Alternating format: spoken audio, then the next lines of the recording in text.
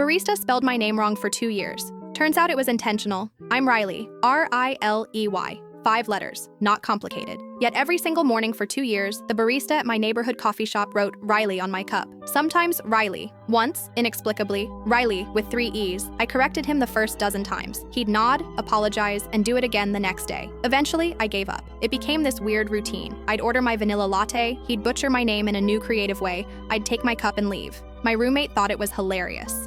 Maybe he's dyslexic, she'd say between laughs. But the thing was, he spelled everyone else's names perfectly. I watched him write Catherine without hesitation, Genevieve without a single mistake, but my 5-letter name?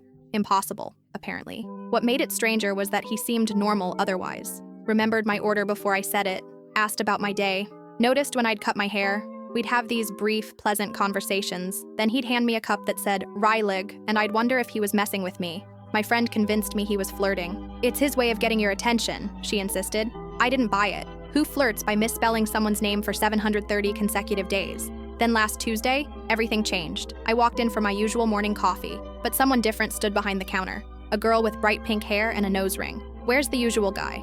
I asked, trying to sound casual. She looked up from the espresso machine. Oh, you mean Tyler? He quit yesterday, moving across the country for some job. My stomach dropped. 2 years of daily interaction and I'd never learned his name. Never asked why he systematically destroyed mine. Did he leave anything? I asked. Like, notes, or… She disappeared into the back room and returned with a small envelope. My name was written on it, spelled correctly. Inside was a note on coffee-stained paper.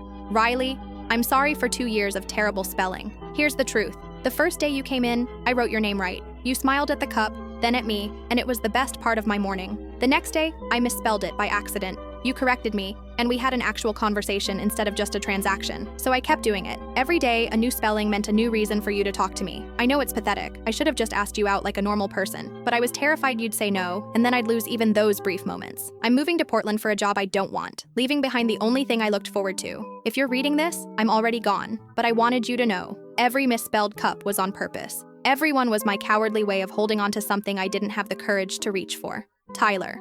At the bottom was his phone number. I stood there holding the note, remembering every eye roll, every exasperated correction. Every time I'd thought he was either incompetent or mocking me, he'd been doing the opposite. I pulled out my phone and texted the number. You could have just written your number on the cup, you know. 3 dots appeared immediately. Then, where's the romance in that? I'm flying to Portland this weekend. My roommate thinks I'm insane. Maybe I am. But for 2 years, someone misspelled my name just to keep me talking to them. That's either the weirdest or the sweetest thing anyone's ever done for me. The new barista spelled my name right this morning. I hated it.